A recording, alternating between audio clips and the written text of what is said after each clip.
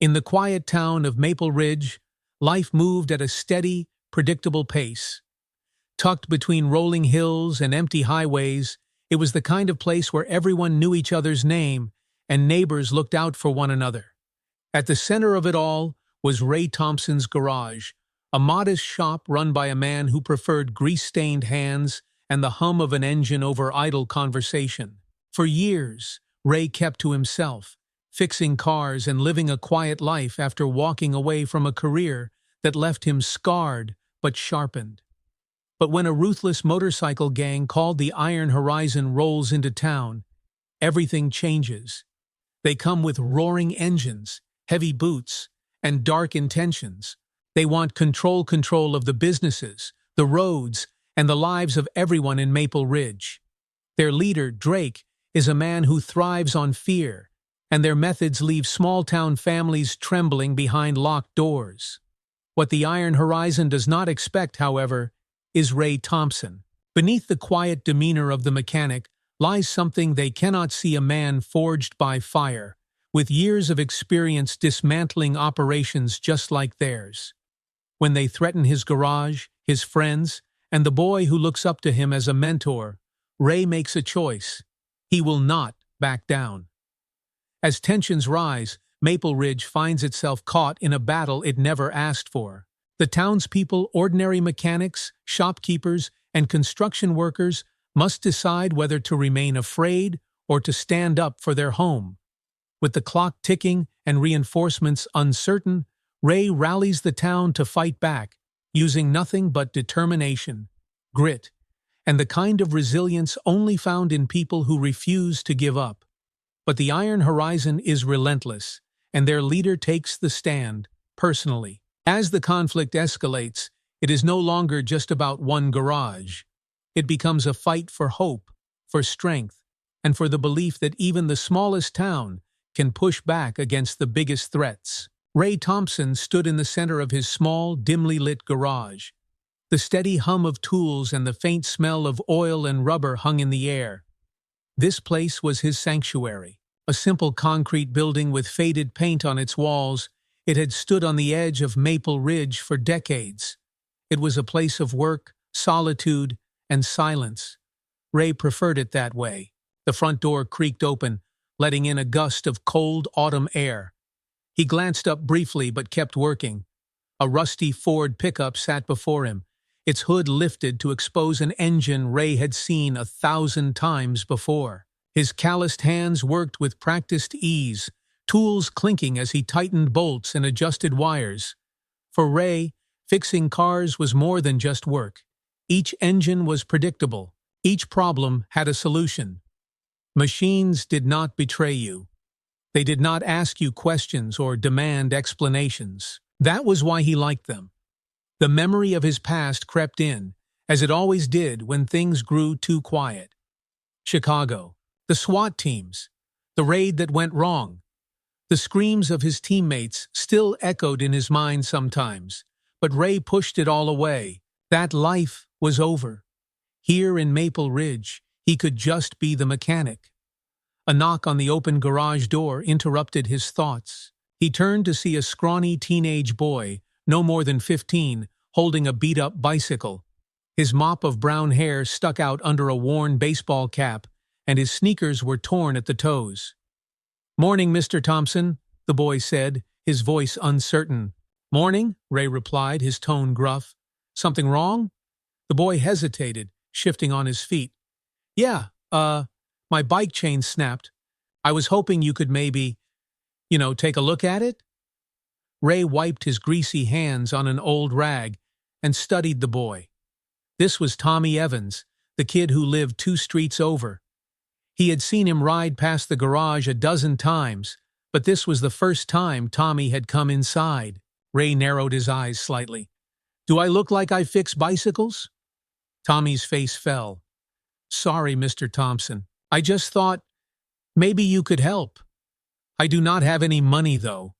So, it is okay if you can't." Ray sighed and waved a hand. "Let me see it." The boy brightened and quickly rolled the battered bike into the garage. The chain hung loose, jammed in the gears, and the tires looked almost flat. Ray crouched down and examined it. It was a simple fix. He could have sent Tommy away after all. Bikes were not his business. But something about the boy's hopeful face stopped him. "You do not need money," Ray muttered as he grabbed his tools. "Just give me a minute." Tommy watched in silence as Ray worked.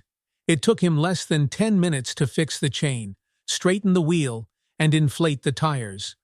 When Ray stood up, wiping his hands, Tommy's eyes were wide with amazement. "Wow," Tommy said.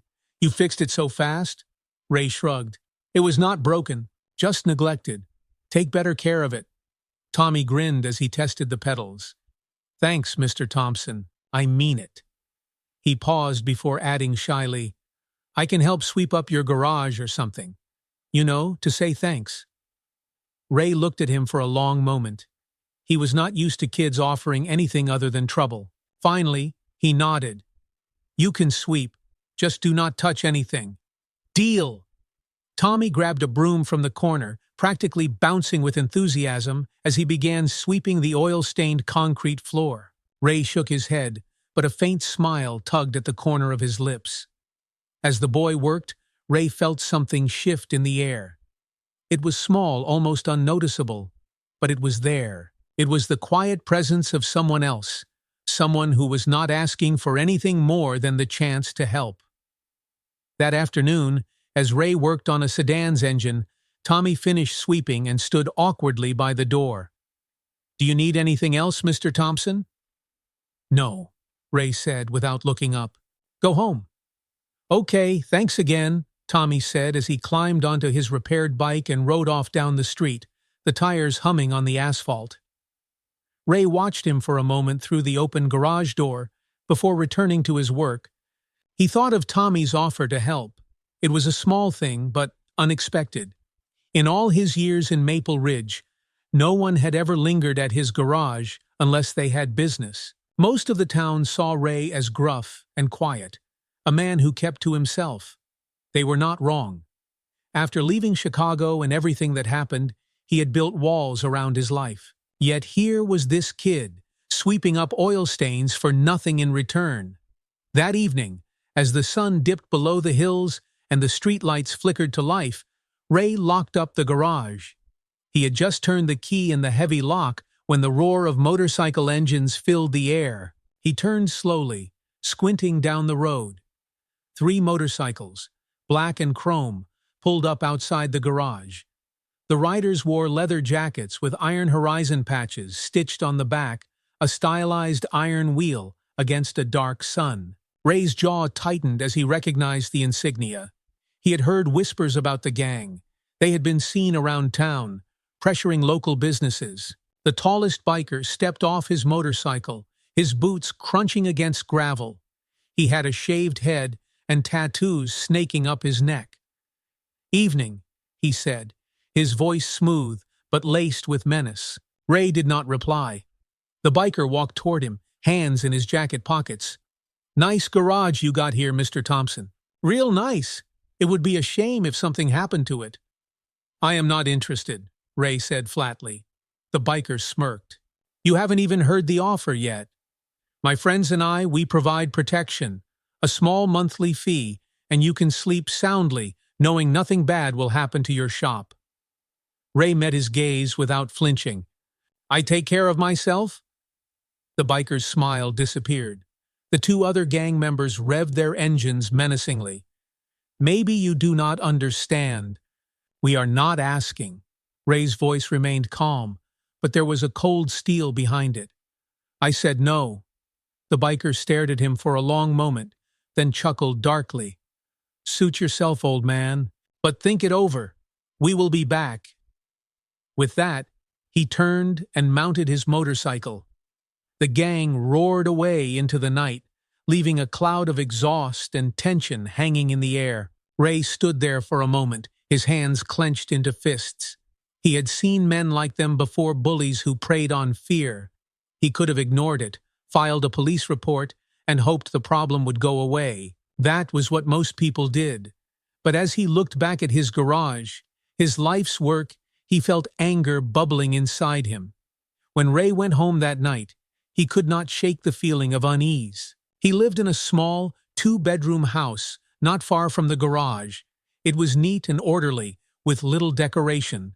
The walls were bare except for an old photo of his SWAT team, tucked into a frame on his mantel. Ray rarely looked at it. He sat at his kitchen table with a cup of coffee, staring at the black surface. The sound of Tommy's laughter from earlier that day echoed faintly in his mind. "They will be back," Ray muttered to himself. The thought of Tommy, of Mrs. Jensen, and of the other people in town nagged at him. Maple Ridge was not Chicago. It was a quiet place, filled with hard-working people who trusted each other. But bullies had a way of taking that trust and twisting it into fear. Ray rubbed a hand over his face and leaned back in his chair. He thought about how Tommy had swept his garage, just because Ray had fixed his bike. It was a simple act, but something about it reminded Ray of why he had chosen this town in the first place. For years, Ray had hidden behind his tools and his machines, fixing things but never people. Maybe it was time for that to change. The next morning, Ray unlocked his garage early. He pulled out his tools, rearranged his equipment, and then did something he had not done in years. He cleaned the shop, top to bottom. By the time Tommy arrived, Ray was already deep into his work. "Morning, Mr. Thompson," Tommy said cheerfully. "Need me to sweep again?" Ray paused, glancing at the boy. "Not today, but if you want, you can learn how to change an oil filter." Tommy's face lit up. "Really? Really? Grab those gloves." As Tommy scrambled for the gloves, Ray felt something strange but familiar, a quiet sense of purpose. The walls he had built around his life cracked just a little, and for the first time in a long time, Ray felt like fixing something more than just engines. Ray Thompson watched Tommy carefully as the boy crouched beside him, hands awkwardly holding a wrench too big for his small fingers. The kid was eager, no doubt about that, but clumsy in his efforts. "Not like that," Ray said, his voice firm, but not harsh. "If you torque it too hard, you'll strip the threads. Use slow, steady pressure." Tommy nodded, his brows furrowed with focus. Ray stayed silent, letting him figure it out. After a few tense moments, the oil filter finally loosened, and Tommy let out a triumphant whoop. "I did it," he said, grinning up at Ray. Ray nodded approvingly. "Not bad. You'll get faster with practice." Tommy beamed, wiping the sweat from his forehead. Ray saw a younger version of himself in the boy back when life was simpler, and fixing things felt like enough to make the world right. By late afternoon, the garage was quiet again. Tommy had gone home, and Ray sat alone on a worn stool, an empty coffee mug beside him. The sunlight filtered through the dusty window, casting long shadows across the tools hung neatly on the wall. He reached into his back pocket and pulled out a battered wallet. Tucked inside was a faded photograph, his SWAT team in Chicago, all smiles, all alive. Ray's throat tightened as he traced the edges of the photo with his thumb. It had been 7 years since that day. 7 years since he had led his team into a building expecting one kind of danger and finding something much worse. He had been the one to come out alive, bruised, bloody, but alive. People had called him a hero. He never felt like one. Heroes saved people. He slipped the photo back into his wallet, shutting the door on that memory. Ray had moved to Maple Ridge for peace, for quiet. But the events of the previous evening, those bikers with their threats and swagger, were starting to stir things inside him that he had buried for years. The next morning, Ray arrived at the garage before sunrise, as was his habit. The air was cool, and the town still slept as he rolled up the metal door. He was halfway through changing brake pads on an old Buick when the sound of footsteps made him look up. It was Mrs. Jensen, a sweet woman in her 70s, walking cautiously toward him. Her small frame was bundled in a sweater, and she carried a tray covered with a tea towel. "Morning, Ray," she said softly, her voice warm. "Morning, Mrs. Jensen." Ray stood, wiping his hands on a rag. "What brings you all the way out here this early?" "I heard about the trouble last night," she said, setting the tray on a workbench. "The bikers." Ray's jaw tightened. "You shouldn't be worried about that." "Oh, I'm not worried," she replied, smiling faintly. "I know you can take care of yourself. I just wanted to bring you something." She pulled back the towel to reveal a plate of homemade cinnamon rolls, the sugary glaze still glistening. The smell hit Ray like a memory from childhood. "I know you don't need it," she interrupted gently, her eyes kind. "But I wanted to." Ray stood there, stunned. Mrs. Jensen had always been nice, but people rarely went out of their way for him. He glanced at the plate and then back at her. "Thank you. It's the least I can do. You have always been there when I needed help with my car, and you never charged me more than I could afford. Not everyone would do that, Ray." Her words lingered as she turned to leave. Ray watched her shuffle toward the road, her small form dwarfed by the open space. He looked back at the cinnamon rolls, then took one and bit into it. It was warm, sweet, and unexpectedly comforting. For the first time in years, Ray let himself feel the weight of someone else's kindness. Later that day, as he fixed the timing belt on a customer's car, Ray's mind drifted to Mrs. Jensen. She had brought him food out of pure gratitude, not expecting anything in return. It reminded him of Tommy sweeping the garage, two small gestures that had chipped away at the walls Ray had built around himself. Those thoughts were interrupted when Tommy came skidding into the garage on his bike. He hopped off and ran inside, panting. "Mr. Thompson," he called breathlessly. Ray turned. "Slow down, kid. What is it?" Tommy gulped air and pointed toward the road. "Those guys, the bikers. They're at Mrs. Jensen's shop. They're messing with her car, and she's yelling at them." Ray's chest tightened. Without another word, he grabbed a heavy wrench from his workbench and walked outside. Tommy hurried after him, his eyes wide. When Ray reached the small parking lot outside Jensen's general store, 3 motorcycles were parked haphazardly, their riders gathered near the back of Mrs. Jensen's car. She stood a few feet away, holding her handbag tightly, her voice trembling. "You leave my car alone!" she shouted. The bald biker with the tattoos, Ray recognized him as the one from last night, grinned. "We're just looking out for you, ma'am. Make sure nothing bad happens to your car. Wouldn't want it to break down, would we?" Mrs. Jensen's eyes darted nervously toward Ray as he approached. The bikers turned, their smiles faltering when they saw him. "Well, look who it is," the bald biker said, smirking. The mechanic. "This your grandma, tough guy?" Ray stopped a few feet from them, his grip firm on the wrench hanging at his side. He locked eyes with the bald man. "Get away from her car." The biker laughed. "You sure you want to do this, old man?" Ray's voice was low, steady. "I said, get away from her car." Something in Ray's tone must have struck a chord, because the smirk faded from the biker's face. He glanced at his 2 friends, then back at Ray. "We'll be back," he muttered. "This town doesn't know what's coming."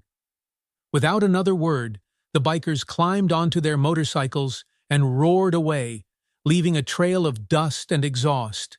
Ray turned to Mrs. Jensen, who was trembling slightly. "You okay?" he asked. She nodded, clutching her handbag tighter. "They said they'd come back? They're trying to scare me into paying them." Ray's jaw clenched. "They won't hurt you, I promise." Mrs. Jensen looked at him for a long moment. "Thank you, Ray. Not just for today. For being you." Ray said nothing, just watched as she walked back into her shop. He glanced down at the wrench in his hand, his knuckles white from how tightly he was gripping it.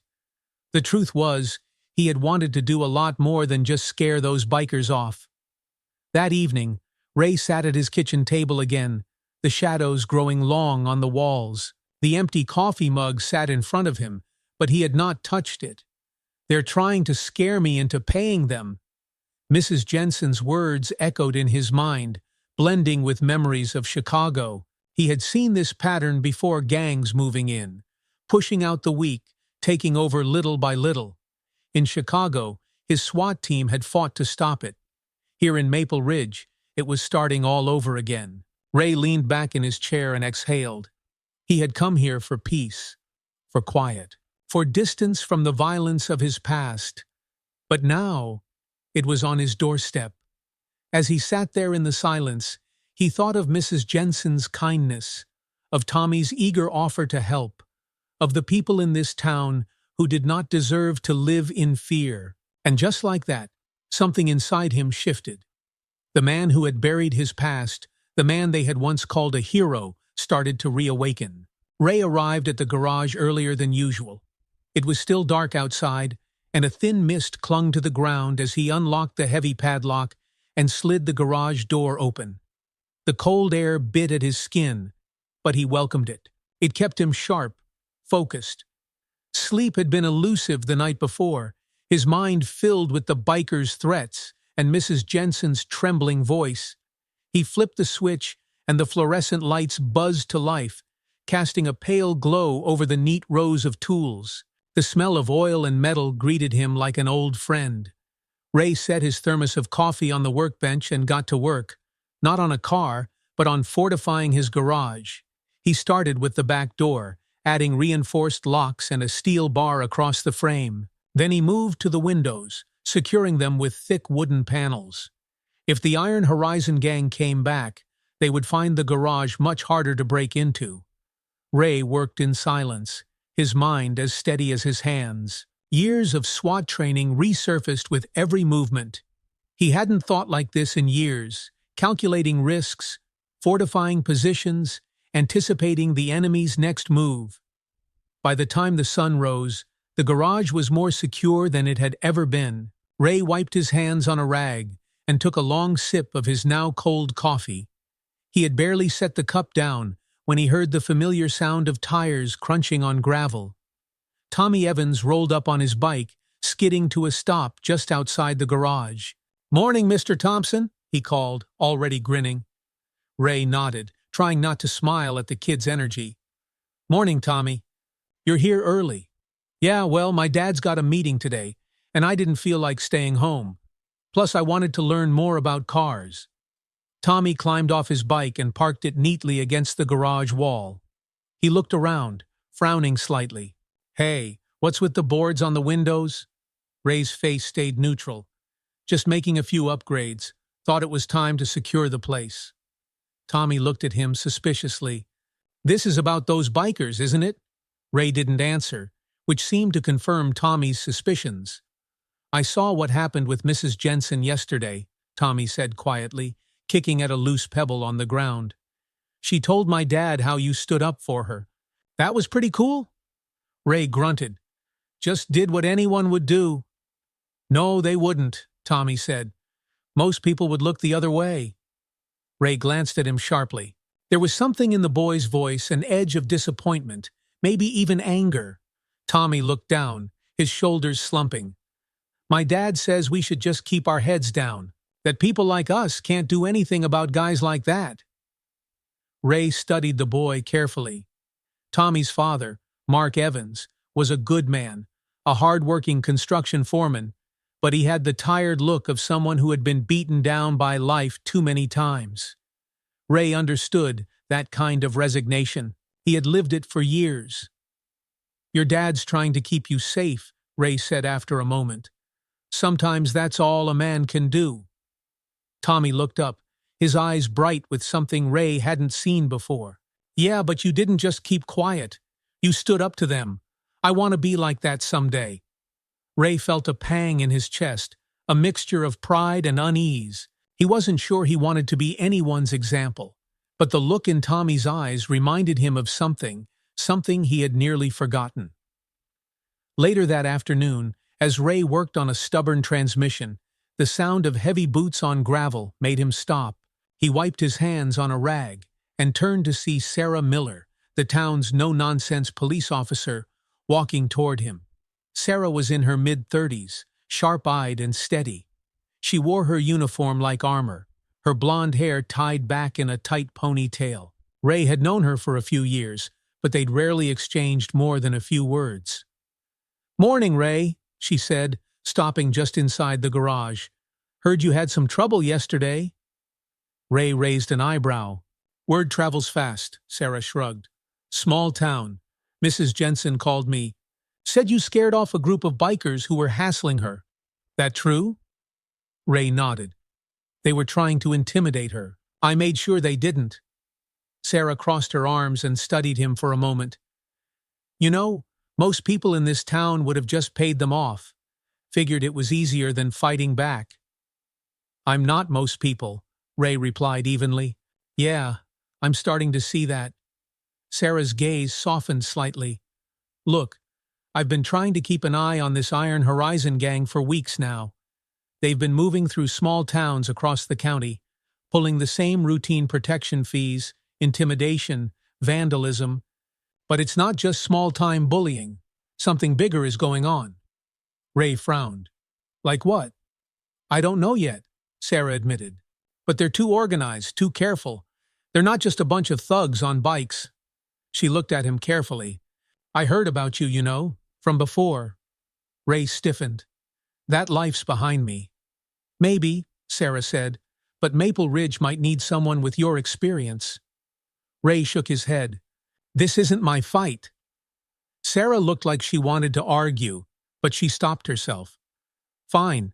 Just be careful, Ray. These guys aren't amateurs. If they think you're a threat, they'll come back harder." She turned to leave, but paused at the garage door. "For what it's worth, what you did for Mrs. Jensen that matters. People notice." Ray watched her go, her boots crunching on the gravel. He thought about what she said about being careful, about the gang coming back harder. Part of him wanted to listen. He could ignore the bikers, board up the garage, and keep his head down. It was the safe choice. But then he thought of Mrs. Jensen's trembling hands, of Tommy looking up at him with admiration, of the other people in town who were too scared to fight back. Ray stood there for a long moment, his hands balled into fists. He had left his old life behind because he had been tired of fighting. He had thought he could find peace in fixing cars, keeping to himself, and staying out of trouble. But trouble had come to him anyway. That evening, Tommy returned to the garage just as Ray was locking up. "Hey, Mr. Thompson," Tommy said, hopping off his bike. "Can I ask you something?" Ray turned, his brow furrowing. "What is it?" Tommy hesitated. "You ever get scared?"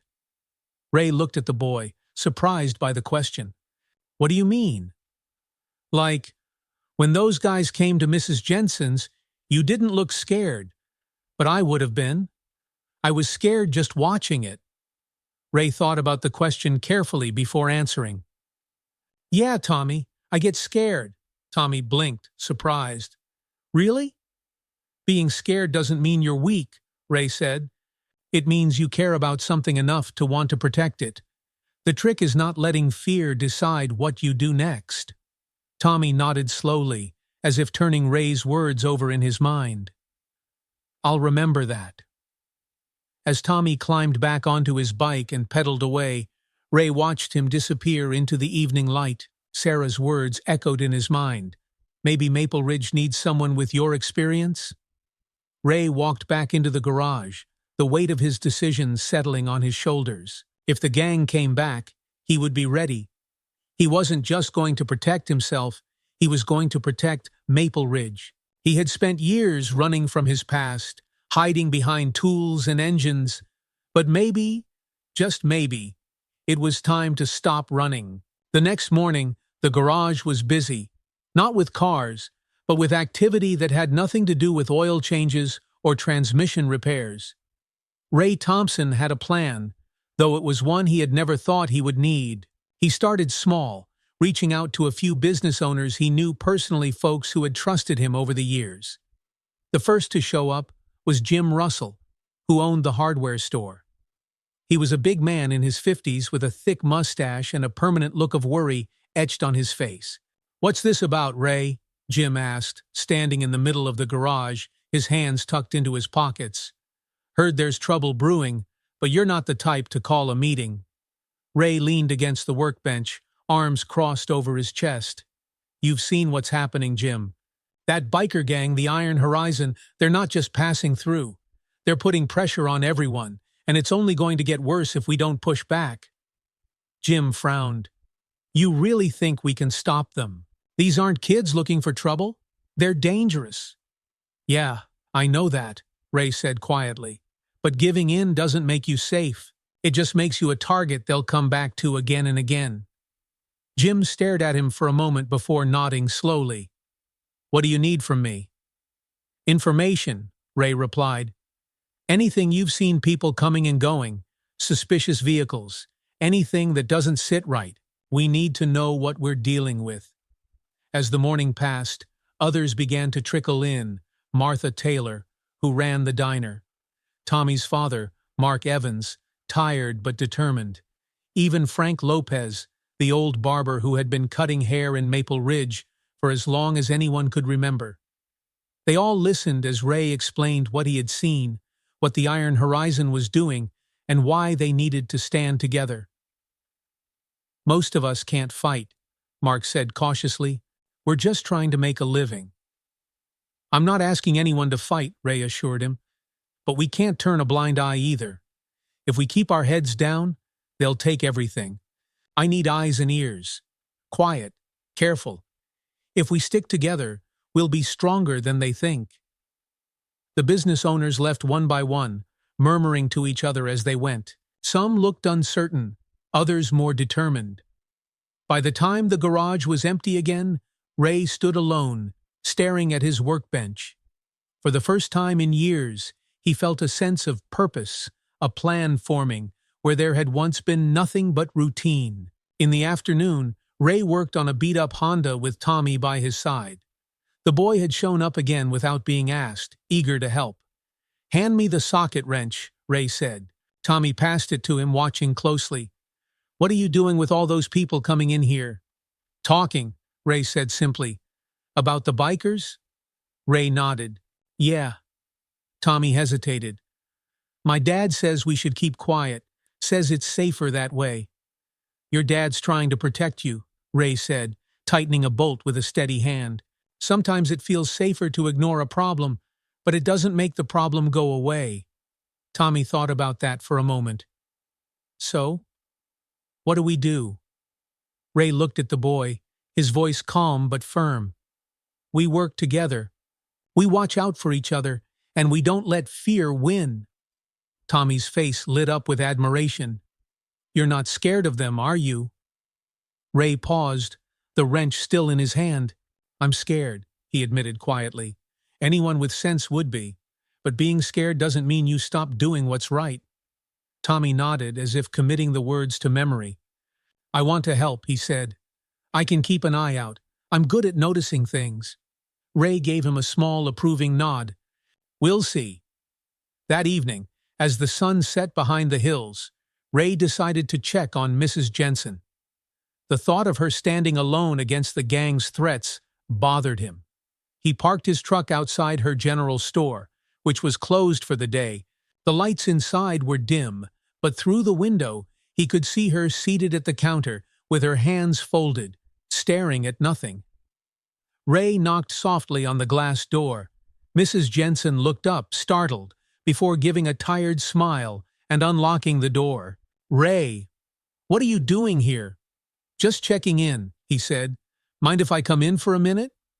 Of course. She stepped aside, and Ray entered. The store was small but tidy, with shelves stocked full of canned goods, cleaning supplies, and small knickknacks. It smelled faintly of old wood and lavender soap. I didn't expect you to come all this way, Mrs. Jensen said, as she sat back down at the counter. But I appreciate it. It's been a long day. Ray leaned against the counter, studying her carefully. How are you holding up? She sighed, her voice soft but steady. It's hard not to be scared. I've lived here my whole life. I've seen hard times, but nothing like this. Those bikers. They're not just looking for trouble. They want control. And people are scared. Ray nodded slowly. You're not alone. A few of us are working on it. Mrs. Jensen looked up at him, her expression full of gratitude. "You're a good man, Ray Thompson. I don't know what we'd do without you." Ray shifted uncomfortably, unused to praise. "Just doing what anyone should." "No," she said firmly, "you're doing more, and that matters." Ray was about to respond when the sound of motorcycles echoed faintly through the evening air. His body tensed instinctively. Mrs. Jensen's face paled, and she looked toward the window. "Get to the back room," Ray said quietly, his voice steady. "But—" "Now," he said. Mrs. Jensen hesitated for only a moment before disappearing into the storage room behind the counter. Ray moved to the front door, peering through the glass. 3 motorcycles rolled to a stop in the empty parking lot. It was the same bald biker from before, along with 2 new faces. They dismounted and sauntered toward the store, their silhouettes dark against the setting sun. Ray opened the door before they could knock, stepping outside to meet them. "Evening," the bald man said with a smirk. "Nice night, isn't it?" Ray didn't answer. He stood tall, his expression calm but unyielding. The biker's smirk faded slightly. "We're just stopping by to check on Mrs. Jensen, make sure she's getting the protection she needs." "She doesn't need your protection," Ray said evenly. The bald man's eyes narrowed. "You're starting to get on my nerves, old man." Ray didn't flinch. "Leave her alone. Leave this town alone." For a long moment, the 2 men stared each other down. Then the biker stepped closer, invading Ray's space. "You think you're a hero?" he sneered. "You don't know who you're messing with." Ray's voice was quiet, but full of steel. "Neither do you." The biker glared at him for another second, before stepping back. "This isn't over." He turned to his men. "Let's go." The motorcycles roared to life and tore out of the parking lot, leaving a cloud of dust in their wake. Ray stood there until the noise faded into the distance, then turned and walked back inside. Mrs. Jensen came out of the back room, wringing her hands. "Are they gone?" "For now," Ray said. She looked at him, her eyes full of worry. "They're going to come back, aren't they?" Ray nodded slowly. "Probably." Mrs. Jensen took a deep breath, straightening her shoulders. "Well, I'm not leaving. This is my store, and this is my home. If you're standing up to them, then so am I." Ray looked at her, a flicker of admiration in his eyes. "Good, you let me worry about them." As he drove back to his garage that night, Ray felt something shift inside him. The fear was still there, but it no longer paralyzed him. The people in Maple Ridge were stronger than they realized. All they needed was someone to remind them of that. And if Ray had to be that person, so be it. Ray Thompson sat in the quiet of his garage, the familiar hum of tools absent for once. The heavy padlock on the front door was drawn, the lights dimmed. Outside, Maple Ridge went on as usual, its residents oblivious to the storm brewing just beneath the surface. Ray wiped his hands on a rag, staring down at the workbench in front of him. Laid out neatly were tools that hadn't been used in years, his old tactical gear from his SWAT days. A small earpiece, a tactical flashlight, a roll of zip ties. Each item felt like a relic from a life he had buried, but now the past was clawing its way back into his present. The Iron Horizon gang wasn't slowing down. If anything, they were growing bolder. The encounter outside Mrs. Jensen's store had been their warning shot. Ray knew they would come again, harder this time. And when they did, he needed to be ready not just for himself, but for the people of Maple Ridge. A sudden knock on the garage door broke the silence. Ray's eyes narrowed as he moved to the door and cracked it open. Standing outside was Sarah Miller, the town's police officer. She wore plain clothes, her uniform absent, but her expression was all business. "Morning, Ray," she said. "Morning." Ray stepped back, letting her inside. "You're up early." "Could say the same about you." Sarah's gaze drifted to the workbench, and her brow furrowed. "What's all this?" Ray ignored the question. "What do you need, Sarah?" She sighed. stepping closer. "We need to talk. Things are getting out of hand, and you know it as well as I do." Ray said nothing, so she continued. "I did some digging last night. The Iron Horizon isn't just a gang, they're part of something bigger. A group like this doesn't survive without backing. Someone is funding them, Ray pushing them to expand into towns like Maple Ridge." Ray's jaw tightened. "What did you find?" "Not enough," she admitted. "But I have a name. A guy named Victor Ellis. He runs a trucking company out of the next county, but I think it's a front. He's been meeting with Iron Horizon leaders all over the region. Protection rackets, drug distribution, he's running it all. And now, they've set their sights on us." Ray rubbed the back of his neck, frustration bubbling beneath the surface. "Why are you telling me this, Sarah? Shouldn't you be handling it with your department?" Sarah gave a bitter laugh.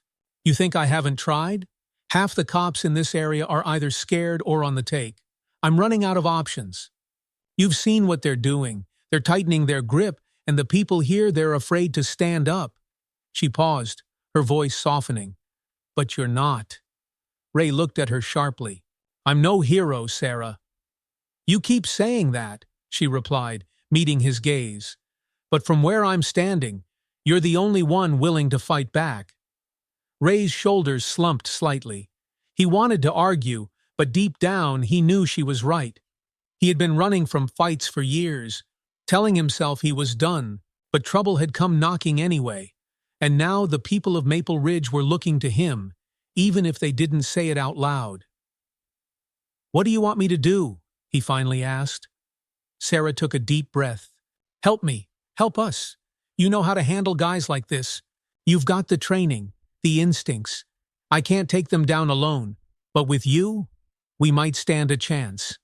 Ray looked away, staring at the tools on the workbench. He saw the shadow of his old self reflected in the steel calm, calculating, prepared. It scared him, the way that part of him was waking up again. After a long moment, he nodded. "Fine. But we do it my way. No guns, no recklessness. If we're going to push back, we need to be smart about it." Sarah smiled faintly. "Deal." By afternoon, word had spread quietly among the small group of business owners Ray had spoken to the day before. People began to trickle into the garage, Jim from the hardware store, Mark Evans, Frank the barber, and even Martha from the diner. They came one by one, each with the same expression, a mix of fear and determination. Ray stood at the front of the garage, his arms crossed. "I appreciate you all coming," he said, his voice steady. "I know this isn't easy, but it's time we faced what's happening." Jim spoke first, his voice gruff. "So what's the plan? We can't just sit back and wait for them to burn down our shops." Ray nodded. "We're not going to wait, but we're not going to fight them head-on either. That's what they're expecting. Instead, we're going to gather information, watch their movements, track their patterns. Sarah's been looking into their operation, and we need to build on what she's found." Mark Evans frowned. "You think that'll be enough?" "It's a start," Ray said. "We don't need to beat them overnight. We just need to show them that Maple Ridge isn't easy pickings." Martha spoke up, her voice trembling but strong. "I'll talk to my regulars at the diner. People see and hear things. If they know we're watching out for each other, maybe they'll start talking." Jim nodded. "I'll keep an eye on any unfamiliar trucks or vans coming through town. If someone's running supplies for these guys, I'll know it." One by one, the small group offered their help. Ray listened carefully, jotting down notes and keeping his instructions simple. He knew these people weren't soldiers. They were shopkeepers, mechanics, and workers just trying to live their lives.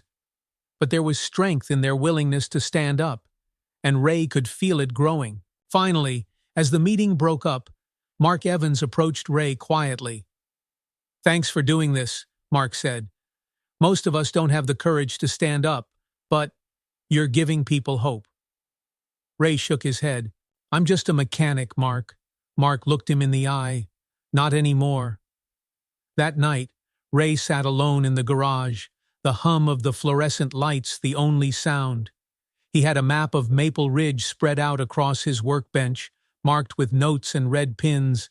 Sarah's information sat beside it, printouts of Victor Ellis's connections and suspected operations. It wasn't much, but it was a start. His phone buzzed, breaking the silence. He picked it up and saw a message from Sarah. Sarah, just spotted 3 Iron Horizon bikes heading toward the industrial park. Something's up. Ray's gut tightened. The industrial park was on the outskirts of town, a cluster of old warehouses and loading docks. If something was happening there, it wasn't good. He grabbed his jacket, slipped a flashlight into his pocket, and headed for his truck. The night air was cold as he drove, the headlights cutting through the darkness. The industrial park was empty when he arrived, the silence unsettling. Ray parked a distance away and killed the engine, stepping out of the truck. He moved quietly through the shadows, his years of training guiding his steps. The faint rumble of motorcycle engines drew him toward one of the larger warehouses, where 3 bikes were parked outside. Light spilled from a broken window, and muffled voices echoed from within. Ray crept closer, peering through the window. Inside, a group of Iron Horizon members gathered around a stack of crates. 2 men were unloading bags of something plastic-wrapped and unmarked, while the bald leader barked orders. Ray's fists clenched as he realized what he was seeing. Drugs. This wasn't just about intimidation or protection fees. The gang was using Maple Ridge as a distribution hub. Suddenly, one of the bikers turned toward the window. Ray ducked just in time, holding his breath as a beam of light swept the area. "Thought I saw something," the man muttered. "You're just jumpy," another voice replied. Ray waited a moment longer before slipping back into the shadows. He had seen enough. The Iron Horizon wasn't just threatening the town, they were poisoning it. And now that he knew, there was no turning back. Ray sat in the cab of his truck, parked in the darkness of a side street just outside the industrial park. The weight of what he had seen sat heavy on his chest.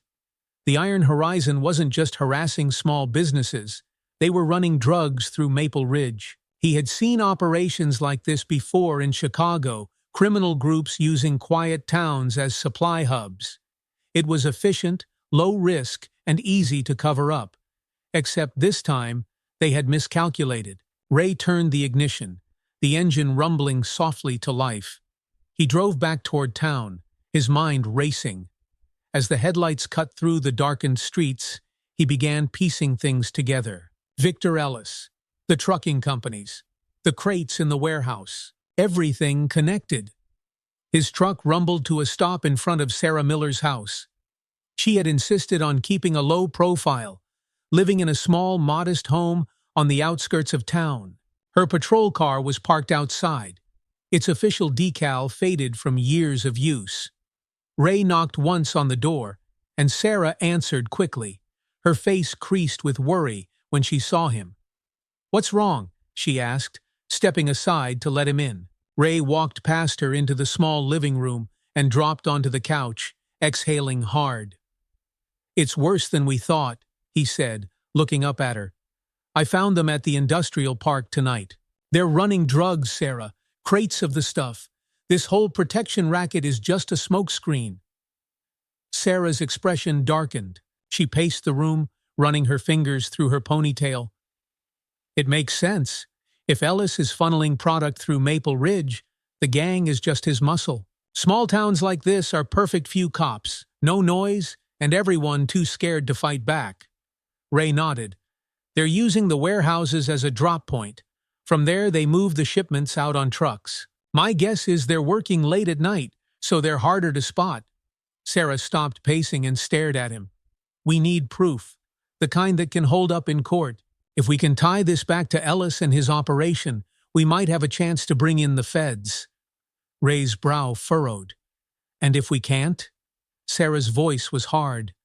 "Then Maple Ridge falls. These people won't stop until they own this town." Ray leaned forward, resting his elbows on his knees. He could see it happening, the quiet takeover. Shops closing their doors, people paying for protection they didn't need, and drugs slipping through the veins of the town like poison. "It's not going to happen," Ray said quietly, more to himself than to Sarah. You have a plan? Not yet, Ray admitted, but I'll figure it out. Sarah sat down across from him, her expression softening. Ray, this isn't just about the garage anymore. You're putting yourself on the line for everyone in this town. Why? Ray's jaw tightened. For a moment, he wasn't in Maple Ridge anymore. He was back in Chicago, standing outside a crumbling apartment building, his SWAT team preparing to breach the door. He remembered the adrenaline, the cold sweat, the feeling in his gut that told him something wasn't right. I've seen what happens when good people look the other way, he said finally. I'm not letting that happen here. Sarah watched him, understanding in her eyes. Then let's get to work. The next day, Ray's garage was busier than ever, though it had nothing to do with car repairs. Quietly, carefully, Ray and Sarah were pulling together a network of people willing to help. Jim Russell from the hardware store brought supplies, heavy-duty locks, extra flashlights, and walkie-talkies.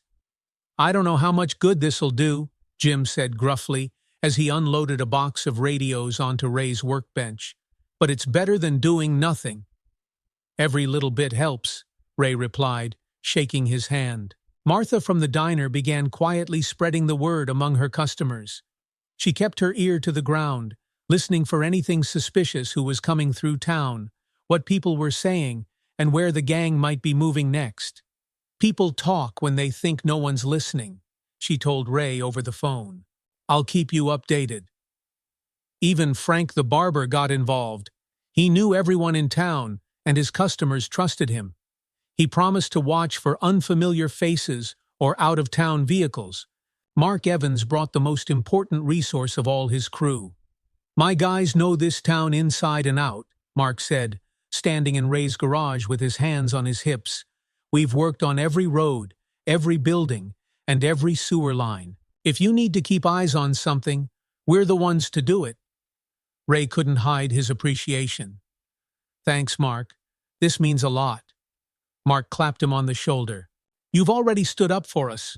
It's about time we returned the favor. Word spread quietly but steadily. Maple Ridge, for all its quiet simplicity, was waking up.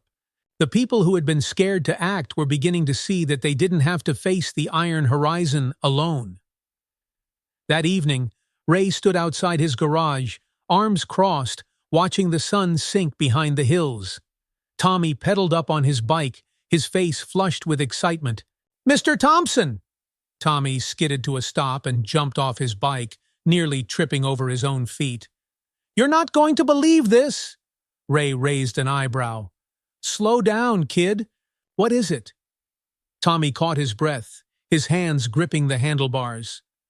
I was riding near the warehouses, and I saw a big truck pull in.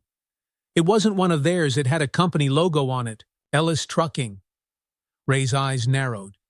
You're sure? Positive, Tommy said, nodding furiously.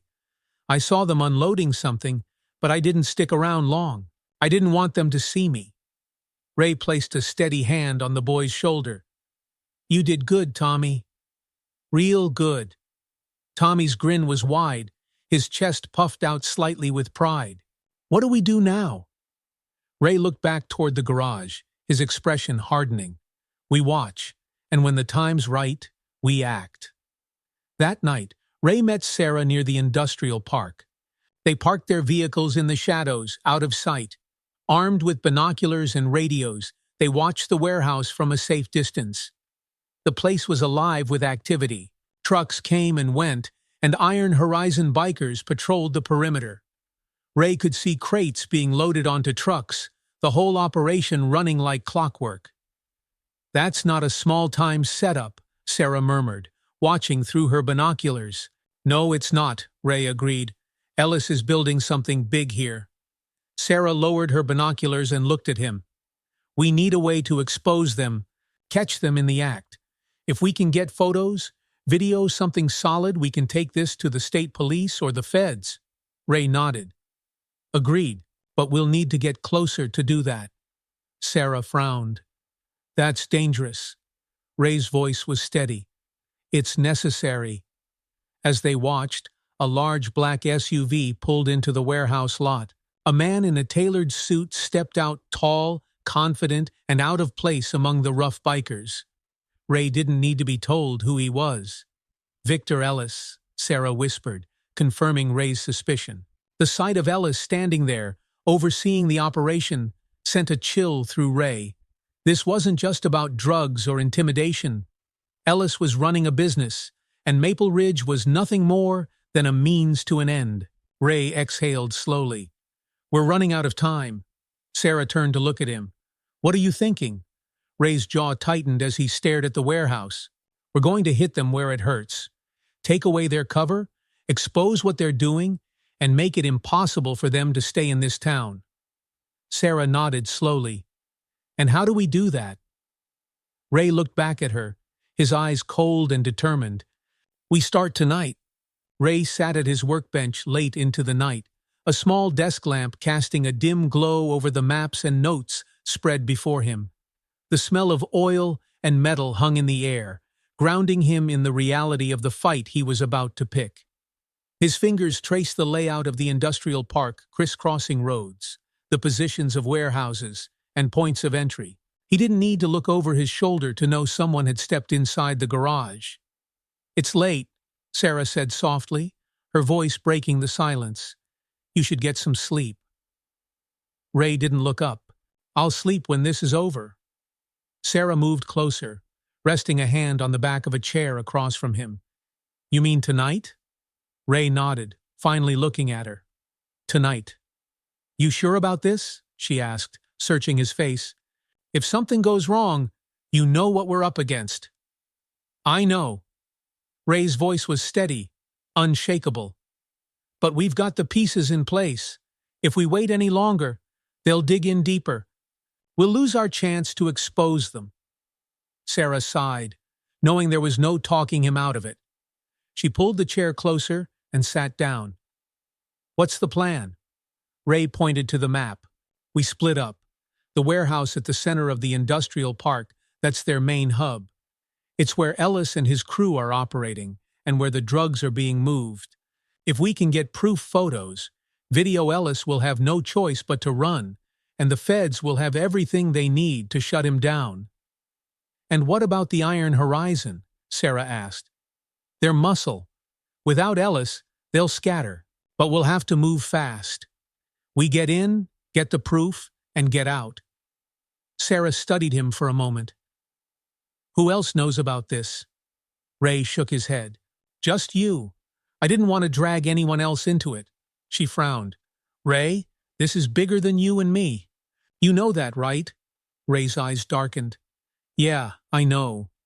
By midnight, the plan was in motion. Sarah parked her patrol car a quarter-mile away from the industrial park, hidden beneath the thick canopy of trees that lined the road. Ray's truck sat parked further out, closer to town, its headlights off and engine cold. The night was clear, the sky dotted with stars, but the industrial park was cloaked in shadow. Ray moved silently through the perimeter, crouched low as he navigated the fence line. Years of tactical training guided his steps, every sound calculated, every movement deliberate.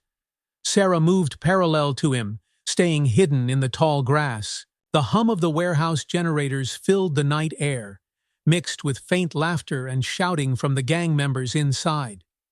Ray spotted the two guards near the front entrance bikers, leaning lazily against the wall, their cigarettes glowing faintly in the dark. He tapped his earpiece. "Sarah, you in position?" Her voice crackled softly in his ear. "Behind the west loading dock. No guards here, but the place is locked up tight. You?" "I see a way in," Ray replied, eyeing a broken window on the far side of the building. "Hold tight. I'm going in." Ray moved quickly but carefully, hugging the shadows as he reached the broken window. He tested the frame. It creaked softly, but held. He pulled himself up and slipped inside, landing silently on the concrete floor. The warehouse smelled of oil, dust, and something sharper chemical, acrid. Ahead of him, stacked crates formed narrow pathways. He moved between them, careful not to knock anything over. Faint voices echoed nearby, bikers joking and swearing, oblivious to his presence. Ray stopped when he reached the heart of the warehouse. The bald biker, the one who had confronted him at Mrs. Jensen's, stood by a table, talking to Victor Ellis. Ellis wore a crisp suit, as out of place as ever, his expression calm and businesslike. "You're behind schedule," Ellis said, his voice cool. "Your trucks will leave on time," the bald biker replied, irritated. "We just need a few more hands." Ellis sighed, rubbing his temple. "Do not make me regret choosing this town, Drake." Drake. Ray filed the name away. The bald biker had a face to match his temper, hardened, scarred, and dangerous. Ray crouched behind a crate, reaching into his jacket for the small camera Sarah had given him. He aimed carefully, capturing footage of the crates, the conversations, and Ellis's unmistakable face. He zoomed in on one of the crates, catching a glimpse of the label, Ellis Transport and Logistics. "Got you," Ray muttered to himself. Suddenly the sound of boots scraping against concrete made him freeze. A guard was moving toward his position. Flashlights sweeping between the crates. Ray ducked lower, holding his breath as the beam passed just inches above his head. "Anything?" another voice called. The guard paused. "Nah, thought I heard something." The voices grew quieter as the guard moved away. Ray exhaled slowly, his heart pounding, but he didn't allow himself to relax. He tapped his earpiece. "Sarah, I've got the footage, heading out now." "Copy that," she replied. "Be careful." Ray turned and began retracing his steps, weaving between the crates. But as he approached the window, he heard the unmistakable roar of motorcycles outside. "They're on the move," Sarah's voice crackled urgently. "More bikes just pulled up, and the guards are starting to spread out. Ray, you need to move now." Ray cursed under his breath. He pulled himself up through the broken window, landing hard on the gravel outside. The warehouse's exterior lights suddenly flicked on, bathing the area in a harsh, white glow. "There!" Shouts rang out, and Ray turned just in time to see Drake storming out of the warehouse, his face twisted with fury. "Find him!" Drake bellowed, his voice carrying through the night. "I want him alive!" Ray bolted for the trees, his boots pounding the gravel. A motorcycle engine roared to life behind him, its headlights cutting through the dark as it gave chase. Ray zigzagged, dodging between the shadows of loading docks and fences, his breath coming in short bursts. "Ray, where are you?" Sarah's voice crackled. "Headed for the west side," he replied. "They're on me." "Keep moving. I'm bringing the car around." Ray darted toward the tree line, the sound of the motorcycle growing louder behind him. The biker was close now. Ray could hear the tires skidding on gravel. At the last second, Ray veered hard to the right and dropped low, just as the bike sped past him. The rider swore loudly, losing control of the bike and skidding into a fence post with a sickening crunch. Ray didn't wait to see if the man was hurt. He sprinted into the trees, weaving between the trunks as branches slapped at his arms and face. Ahead, he saw the faint glow of headlights. Sarah's patrol car screeched to a stop, the passenger door flying open. "Get in!" Ray dove inside, slamming the door behind him. Sarah gunned the engine, the car roaring down the road as more bikes swarmed out of the industrial park behind them. "Did you get it?" she shouted over the sound of tires on gravel. Ray held up the camera, breathing hard. "I got it." Sarah's face broke into a triumphant grin. "Then we're not done yet." As the car sped through the darkness, Ray looked out the rear window. The bikers were still following, their headlights weaving like angry fireflies. This wasn't over, not by a long shot. But for the first time, Ray felt a flicker of hope. They had the proof. And now, the Iron Horizon and Victor Ellis would know exactly what they were up against. The early morning light stretched over Maple Ridge as Sarah's patrol car skidded to a stop behind Ray's garage. Gravel crunched under the tires, and for a moment, the two of them sat in silence, the hum of the engine filling the space between them. Ray's knuckles were white as he clutched the small camera in his lap. "You okay?" Sarah asked, glancing at him. Ray nodded, though his chest still heaved from the chase. "Yeah," he said quietly. "We made it." Sarah let out a breath of relief and shut off the engine. "Let's see what we've got." Inside the garage, Ray moved with practiced calm, connecting the camera to his old laptop. The machine hummed to life slowly, its age showing, but the screen finally lit up. Sarah pulled up a chair next to him, her expression tense. The video played. There it was. Victor Ellis, standing in the middle of the warehouse with crates stacked around him. The bald biker, Drake, stood nearby, his voice dripping with arrogance as he barked orders. The camera's view caught everything: the drugs being unloaded, the clear markings on the crates reading Ellis Transport and Logistics, and the faces of men who thought they were untouchable. Ray rewound the footage and played it again, this time pausing on Ellis's face. Sarah nodded. "This is solid. This ties him to everything: drug distribution, the gang, the whole operation."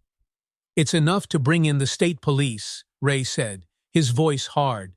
"Ellis has been careful, but he can't walk away from this." Sarah's phone buzzed, breaking the moment. She checked the screen and frowned. "It's Mark Evans." Ray raised an eyebrow. "What does he want?" Sarah answered the call. "Mark? What's going on?" Mark's voice came through tight with urgency. "You two need to get down to the diner, now." "What's wrong?" "They hit the diner last night," Mark said. "Windows smashed, spray paint everywhere." "It's a message, Sarah. They know we're on to them." Sarah glanced at Ray, her expression grim. "We're on our way." The diner looked like a war zone when Ray and Sarah pulled up. Shattered glass littered the sidewalk, and thick black spray paint covered the front windows. "This town belongs to us," scrawled in jagged letters. Martha Taylor stood in front of the building, her arms crossed and her jaw set. Ray stepped out of the car and approached her. "You okay?" Martha turned to face him. Her eyes were tired, but her voice was firm. "I'll live. They're trying to scare me, but it won't work." Ray glanced at the mess. "Did anyone see them?" Mark Evans stepped forward, his hard hat still perched on his head. "They came after closing. Bikers, same gang as before. Some of my crew saw the bikes pulling away. They didn't even try to hide it." Ray clenched his fists, his blood simmering. "They're getting bold."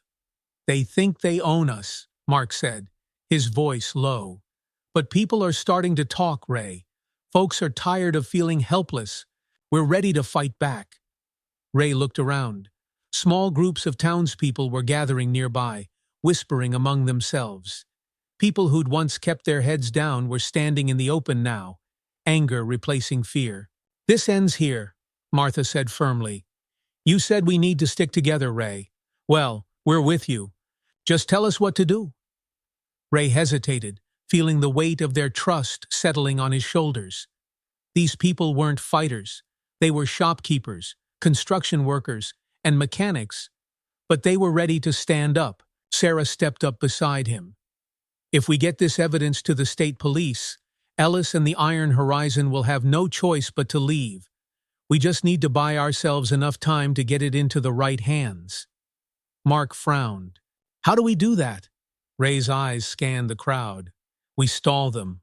They expect fear. They want us to roll over. But if we show them we're not backing down, we'll keep them off balance." "And what happens if they come back tonight?" Martha asked. Ray's voice was calm but firm. "Then we'll be ready." The day moved quickly, with Ray and Sarah quietly preparing the town. Mark and his construction crew set to work fortifying the buildings, adding heavy locks, reinforcing doors, and boarding up windows where needed. Jim Russell brought more supplies from the hardware store: tools, flashlights, and spare batteries. Ray moved through town like a man on a mission. At every shop and business, he met with the owners and workers, explaining what they needed to do. It wasn't about fighting, it was about being smart, looking out for each other, and staying one step ahead. By evening, Maple Ridge felt different. It wasn't just the barricades or the locked doors. It was the people. They walked taller, spoke with more confidence, For the first time, Ray saw hope where there had only been fear. As the sun dipped below the horizon, Ray stood outside his garage, watching the sky darken. Tommy rode up on his bike, skidding to a stop beside him. "You think they're coming tonight?" Tommy asked, his voice nervous. Ray nodded. "Yeah, I do." Tommy bit his lip. "My dad says we should leave town. Says it's too dangerous." Ray crouched so he was eye level with the boy. "Your dad's trying to protect you, Tommy. But leaving doesn't solve the problem. If we let them take this town, they'll just move on to the next one." Tommy looked down at his bike. "I don't want to be scared anymore." Ray placed a hand on his shoulder. "Then don't be. Being scared is okay, Tommy. It's what you do with that fear that matters." Tommy met his gaze, and for the first time, Ray saw a flicker of determination in the boy's eyes. "I want to help." Ray smiled faintly. "You already are." Night fell over Maple Ridge. The streets were quiet, the town holding its breath. From his garage, Ray watched the security cameras he had set up earlier that day, small, grainy feeds showing the streets, the diner, and the industrial park. Sarah sat beside him, her hand hovering over the police radio. "How long do you think we have?" Ray didn't answer. He didn't need to. The low growl of motorcycle engines broke the silence, faint at first but growing louder by the second. Ray's jaw tightened as the cameras picked up movement bikes rolling into town, their headlights cutting through the dark. "They're here," Sarah said quietly. Ray pushed to his feet and grabbed his jacket. "It's time." The iron horizon didn't come quietly. Their bikes roared down Main Street, engines snarling like wild animals. At the head of the pack was Drake, his bald head reflecting the glow of the streetlights. Behind him, more riders fanned out, circling the town like predators. But Maple Ridge didn't look empty tonight. The streets weren't deserted, the buildings weren't dark. Lights burned behind boarded-up windows, and figures stood in the shadows, watching, waiting. The bikers slowed, confusion flashing across their faces. This wasn't the scared, silent town they had expected. Drake stopped his bike in front of the diner, his men fanning out behind him. He kicked down the stand and swung off the bike, his heavy boots thudding against the pavement. "Where is he?" Drake shouted, his voice echoing through the night. Ray stepped out of the shadows, calm and steady. "I'm right here." Drake's face twisted into a sneer. "You really think you can stop us, old man?" Ray's voice was low but carried like thunder. "We already have." From behind him, the faint hum of approaching sirens filled the air. Drake's sneer faltered, his head snapping toward the sound. Sarah stepped up beside Ray, holding the police radio. "State police are on their way," she said, loud enough for Drake to hear. "We sent them everything, videos, names, locations. It's over." For the first time, Ray saw uncertainty in Drake's eyes. The Iron Horizon leader looked around, realizing the trap closing around him. His men shifted uneasily, their confidence slipping. "You'll regret this," Drake spat, his voice hard. Ray's expression didn't change. "No, you will." As the sirens grew louder, the bikers began backing toward their bikes, their bravado evaporating. Drake lingered for a moment longer, glaring at Ray. "This isn't over," he growled. Ray didn't move. "It is for tonight." Drake turned, climbing onto his bike as the rest of the gang roared to life. One by one, they sped out of town, leaving nothing but the fading growl of engines and a cloud of dust in their wake. Ray exhaled slowly, the weight on his shoulders lifting just a little. Around him, the people of Maple Ridge began to emerge, silent at first, then smiling, talking, cheering. For the first time in a long time, the town felt alive. Morning light spilled over Maple Ridge, casting long shadows on Main Street. The diner's windows were still boarded up, remnants of the gang's attack visible in every crack and spray-painted letter. The town was quiet again, but this time it was a different kind of quiet. Not one of fear, but of resolve. Ray stood at the edge of the diner's parking lot, looking down at the faint tire marks left by the Iron Horizon motorcycles. Beside him, Sarah held a thermos of coffee, dark circles under her eyes. Neither of them had slept. "You think they'll come back?" Sarah asked softly, her voice breaking the silence. Ray didn't look at her. His gaze stayed on the road leading out of town. "They will. People like Drake don't know how to back down." "And Ellis?" Ray finally turned to her, his expression hard. "Ellis is a businessman. He'll cut his losses when he knows he's been exposed. But Drake?" He shook his head. "Drake will take this personally. Last night made him look weak, and men like him don't forgive that." Sarah exhaled, a cloud of vapor escaping into the chilly morning air. "So what now? The state police said they'd send reinforcements, but it'll take time to coordinate. A day, maybe 2. Ray's voice was calm, steady. "Then we buy them time." She looked at him sharply. "And how do we do that?" Ray turned toward her, his jaw set. "We take the fight to them." By midday, word had spread through town that Ray was calling a meeting in the old community center. It wasn't much to look at a faded brick building with peeling paint and a flickering fluorescent sign, but it was big enough to hold everyone who wanted to come. Ray stood at the front of the room, hands braced against a folding table. Behind him, Sarah hung a map of Maple Ridge on the wall, marking key locations: the diner, the industrial park, and the warehouses. The crowd in front of them was tense, but determined. Martha sat near the front, her arms crossed. Mark Evans and his crew stood near the back, still in their work gear.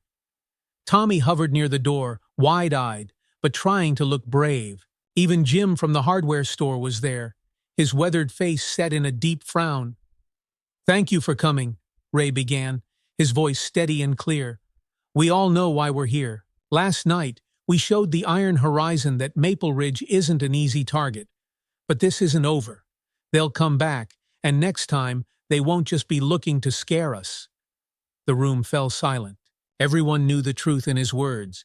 Ray continued, "The state police are on their way. Once they arrive, this end. But until then, it's up to us to hold the line. We need to be smart, careful, and ready for whatever comes next." Mark Evans raised a hand. "What do you need us to do?" Ray pointed to the map. "Mark, your crew knows this town better than anyone. I need you to set up barricades, strategic ones. Block roads, close off alleyways.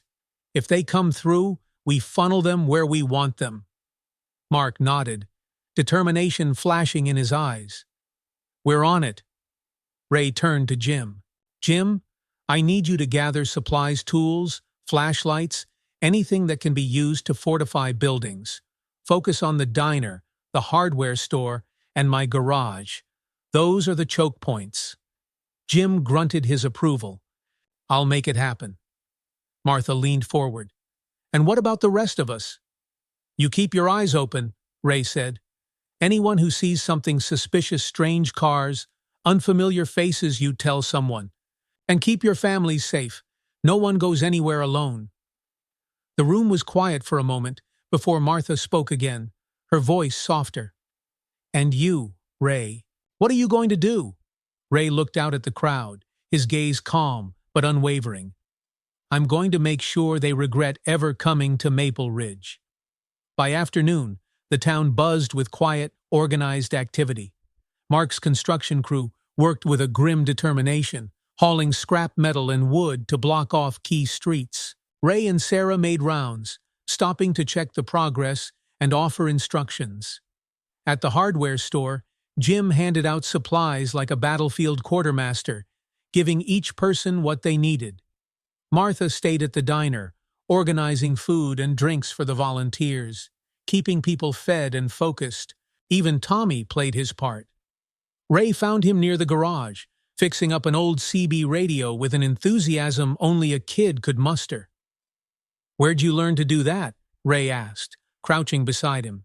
Tommy grinned. "My dad. He said you can fix anything if you have the right tools." Ray smiled faintly, patting the boy on the shoulder. "Your dad's a smart man. Get that radio working, we're going to need it." As the sun began to set, Maple Ridge looked more like a fortified town than a quiet village. The main road had been partially blocked, the windows of the diner reinforced, and Mark's crew had secured entry points with whatever materials they could find. It wasn't pretty, but it was enough to slow the bikers down. Ray stood outside his garage, his arms crossed, taking it all in. Sarah stepped up beside him, watching as the townspeople moved with purpose, working together. "They're stronger than I thought," she said quietly. Ray nodded. "People always are when they stop being afraid." "You think this will hold?" "It has to." That night, Ray sat in the garage, staring at the security camera feeds. The monitors flickered grainy, black and white images of empty streets and barricaded buildings. For hours, there was nothing but silence. Then it started. A low, distant growl. Motorcycles. Ray's stomach tightened as the sound grew louder, closer. He tapped his earpiece. "Sarah, you hear that?" "Yeah," her voice crackled. "They're coming." Ray flipped through the camera feeds, watching as the bikers poured into town. Drake was at the head of the pack, his bald head gleaming in the streetlights. The Iron Horizon had brought more men this time, at least 24 riders, their engines roaring like thunder. Ray tapped the radio. "Mark, Jim, everyone stays in position. They're here." The radio crackled with Mark's voice. "We're ready, Ray. Just give the word." Ray's hands hovered over the controls for the garage's security system. He had spent the day wiring up Surprise's lights, alarms, and a few tools repurposed as makeshift deterrents. They wouldn't stop the bikers, but they'd slow them down. Outside, the motorcycles split up, some heading toward the diner, others circling the barricades. Ray flipped through the cameras, tracking their movements. Drake stopped his bike in the middle of Main Street and climbed off, his boots echoing in the quiet. "Ray Thompson!" he bellowed, his voice carrying through the town. "You think you can stop us with a few boards and barricades?" Ray tapped the earpiece. "Sarah, hold your position. Don't engage." Sarah's voice was tense. "Copy that." Ray's voice came out steady, deliberate. "Let's see how long they keep talking." On the monitors, he watched as Drake motioned to his men. Bikers moved toward the barricades, revving their engines as they tried to push through. Suddenly, the streetlights flickered on Ray's first trick. Floodlights burst to life, blinding the bikers momentarily and illuminating every corner of the street. The gang's movements faltered as they shielded their eyes, swearing. Ray smirked to himself. "That's strike one." "Ray, they're moving toward the garage," Sarah's voice cut in. "They're coming for you." Ray's jaw tightened. "Let them." Through the monitors, he watched as a group of bikers approached his garage, Drake leading the way. The bald man's sneer was unmistakable, even through the grainy footage. Ray stood up, his hands steady, as he grabbed a wrench from the workbench.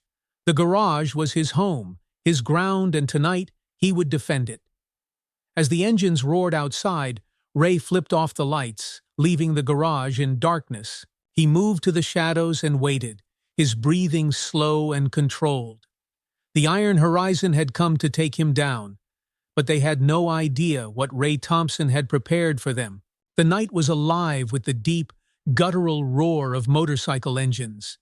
The vibrations rolled across Maple Ridge like distant thunder, rattling windows and sending shivers down spines. Drake and his Iron Horizon gang moved like a pack of wolves through the darkened streets, their headlights cutting sharp beams into every corner. Ray Thompson stood in the shadows of his garage, the cold steel of a wrench gripped tightly in his hand.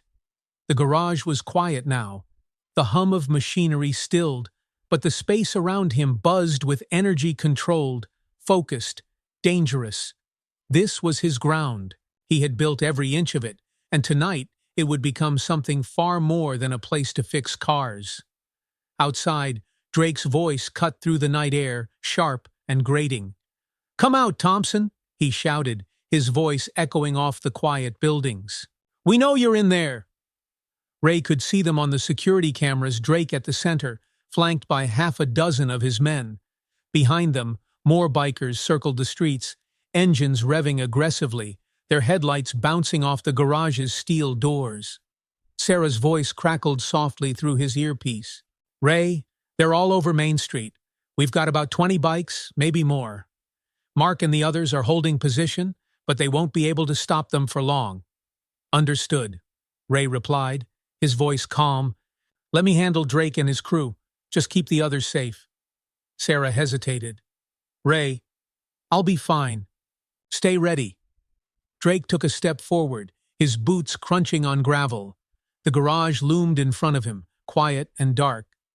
He grinned, pulling a crowbar from his belt and pointing it toward the building. "Last chance, Thompson," he shouted. "Come out, and maybe we'll leave your garage standing. Make us come in there, and we burn it to the ground."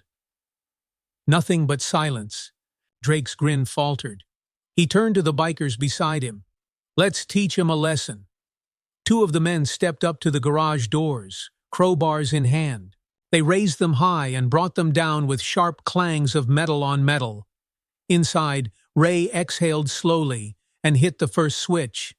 A blinding flash of light exploded outside the garage as the industrial floodlights Ray had wired earlier burst to life.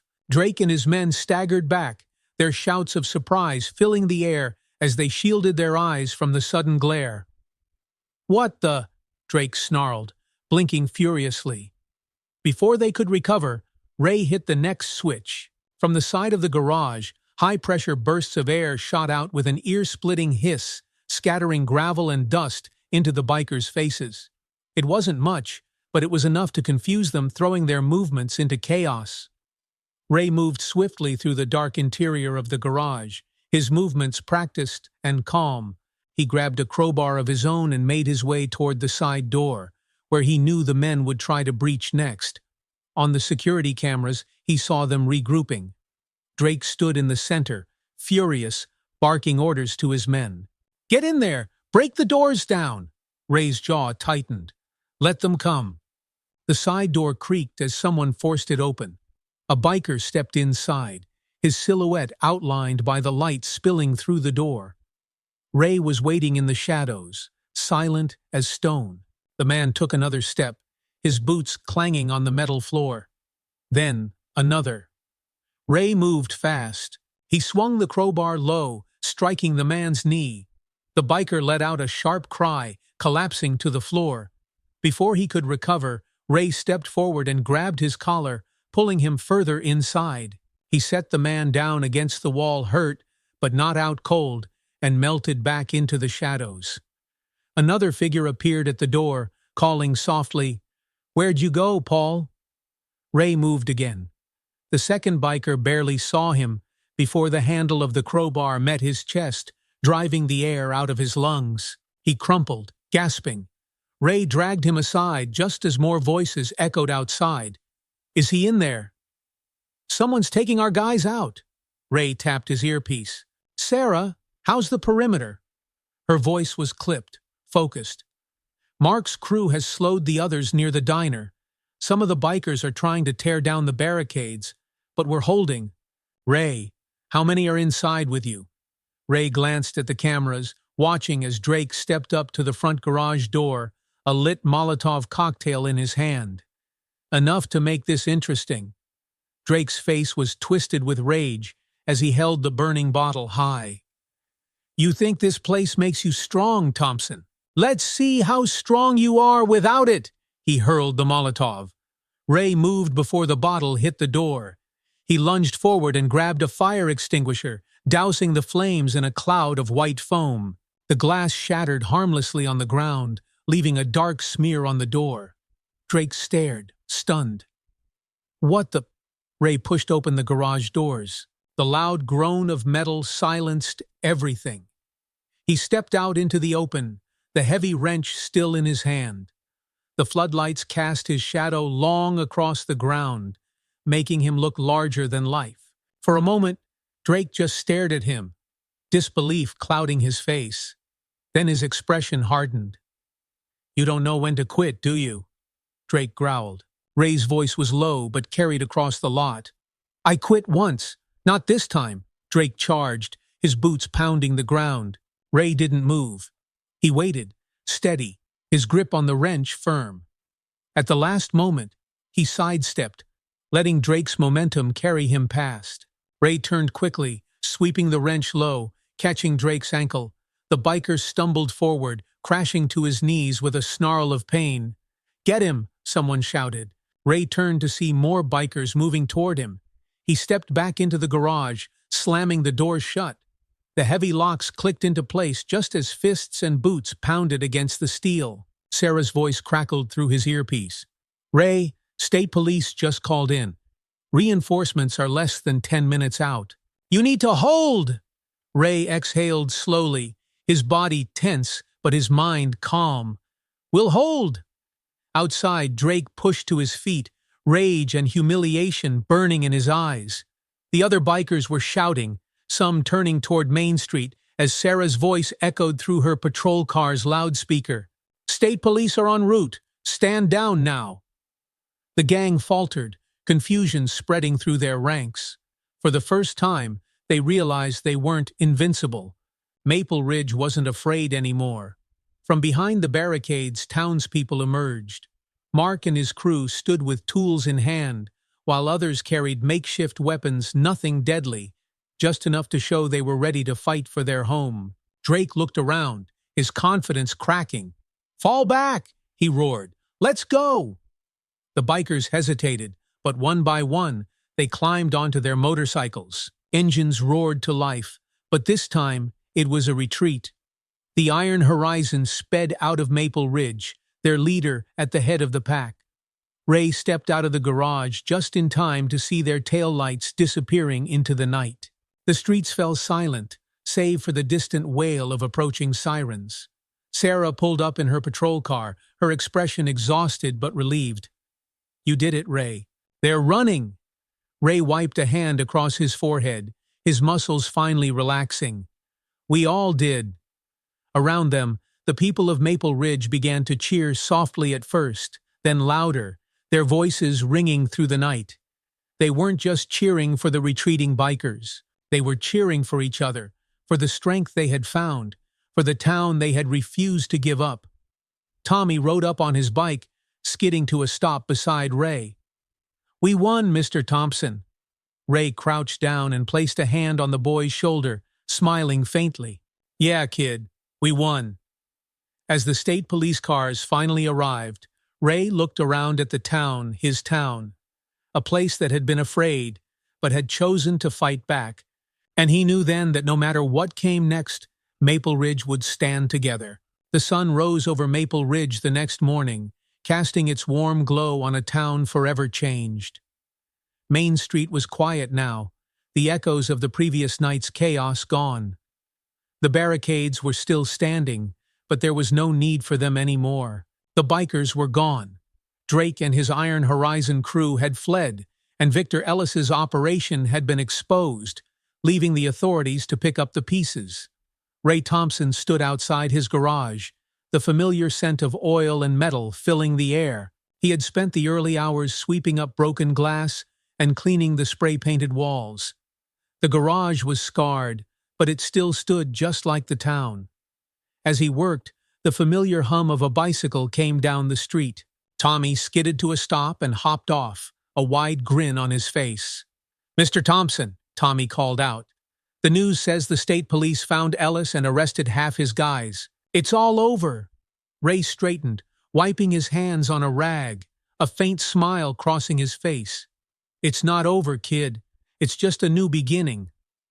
Tommy tilted his head. "What do you mean?" Ray looked around. People were coming out of their homes, talking to neighbors, helping each other clean up.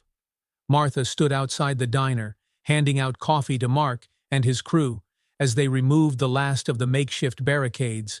Jim from the hardware store was fixing a window, his face brightened by the morning light. "It's easy for people to forget what they're capable of," Ray said, his voice calm and steady. "They let fear take hold, and they think they're alone. Last night, this town remembered something important. They remembered that standing together is what makes us strong." Tommy nodded, looking proud as he took it all in. You're right, Mr. Thompson. My dad says we don't have to be scared anymore. He said you helped us remember that. Ray rested a hand on Tommy's shoulder. Your dad's a smart man. And remember, Tommy, it's not about being fearless. It's about doing the right thing even when you're scared. That's what matters. Tommy grinned. I'll remember that. From across the street, Sarah approached, her uniform still dusty from the night before. She held up her phone, shaking her head in disbelief. Ray, you won't believe this. Videos from last night are all over social media. People are talking about what happened here, about how this little town stood up and won. Ray raised an eyebrow. That's so? She nodded. It's inspiring people, Ray. Other towns, other communities. They're talking about standing up for themselves, too. You started something here. Ray let the words settle for a moment. He hadn't set out to inspire anyone, but if what they did gave other people hope, then maybe it was worth the fight, Sarah smiled. So, what's next? Ray looked toward his garage, his home, his work, his refuge. We rebuild, fix what's broken, move forward. That's what towns like ours do. Later that afternoon, Ray sat at his workbench in the garage, wiping grease from his hands as the sound of hammers and drills echoed outside. Maple Ridge was alive with activity. People worked together to fix the windows, repaint the walls, and clean up what the iron horizon had left behind. The town was healing, one piece at a time. Tommy walked in, holding his phone. Mr. Thompson, guess what? Ray looked up. What's that? Tommy grinned and showed him the screen. A video had gone viral, clips of the barricades, the townspeople standing strong, the roar of the bikes fading into the night. It ended with Ray stepping out of the garage, standing his ground against Drake, and Sarah's voice calling for the bikers to leave. They're calling you a hero, Tommy said proudly. Ray shook his head, a small smile tugging at his lips. I'm not a hero, Tommy. I just did what anyone would do when their home was threatened. Yeah, but you showed everyone how to fight back, Tommy said, and now people are watching. Ray leaned back in his chair, his smile growing just a bit. Well, maybe they'll remember that they're stronger than they think. You know, Maple Ridge isn't a big town. We don't have a lot of money or fancy things. But we have something stronger. We have each other. Last night, we proved that when good people stand together, there's no force strong enough to tear them apart. If this story inspired you, if it reminded you of the power of community and the strength of kindness, then hit that subscribe button. We've got more stories to tell, stories about hope, courage, and ordinary people doing extraordinary things. And who knows, maybe next time it'll be your story we share. Remember, no matter how tough things get, there's always hope. You just have to find it and hold on to it. Subscribe for more inspiring stories. Share this one to remind others that together we're stronger.